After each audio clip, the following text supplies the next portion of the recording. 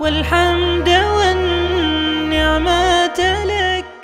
فحشاء کے متعلق گفتگو کرنی ہے، بے حیائی کے کام، حیا اور بے حیائی، اس کے متعلق قرآن مجید میں اور احادیث مبارکہ میں جو ہمارے لیے تعلیمات ہیں وہ کیا ہیں۔ نبی محترم صلی اللہ علیہ وسلم نے ارشاد فرمایا، ان لکل دین خلقا وخلق الاسلام الحیا۔ ہر دین اور ہر مذہب کے اندر اخلاق میں سے ایک صفت نمایاں صفت ہوا کرتی ہے، اور دین اسلام میں جو اخلاق میں سے نمایاں ترین صفت ہے وہ الحیا، وہ ہے حیا۔ اور آپ علیہ السلام نے ارشاد فرمایا، الحیاء من الایمان، حیا ایمان میں سے۔ آپ علیہ السلام نے ارشاد فرمایا، الایمان بضعۃ وسبعون شعبہ، ایمان کے 70 سے کچھ اوپر شعبے ہیں، 70 سے کچھ اوپر اس کی شاخیں ہیں۔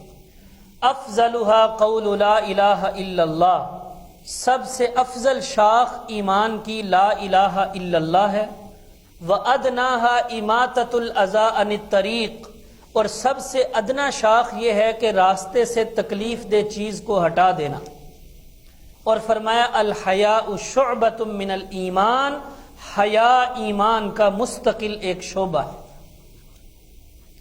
حضرت قرہ ابن یاس رضی اللہ تعالیٰ عنہ فرماتے ہیں کہ ہم نبی پاک صلی اللہ علیہ وسلم کے پاس بیٹھے ہوئے تھے صحابہ کرام کہ آپ کے سامنے حیا کا تذکرہ کیا گیا، تو صحابہ کرام نے پوچھا، یا رسول اللہ کیا حیا دین میں سے ہے؟ آپ نے فرمایا، بل هو الدین کلہ، حیا پورا کا پورا دین ہے، حیا مکمل دین ہے، کہ حیا جس میں ہے سمجھو اس میں دینداری ہے۔ جیسے آپ علیہ السلام نے ارشاد فرمایا، الحیاء والایمان قرنا جمیعا اذا رفع احدہما رفع الآخر۔ حیا اور ایمان دونوں اکٹھے رہتے ہیں، ایک چلا جائے تو دوسرا بھی چلا جاتا ہے۔ حیا اور ایمان قرنا جمیعا، دونوں یہ دوست اور دونوں ساتھی ہیں۔ اذا رفع احدہما رفع الآخر، جب ایک چلا جائے تو دوسرا بھی چلا جاتا ہے۔ اس حدیث میں آپ غور و فکر کریں، گہرائی میں جائیں کہ آج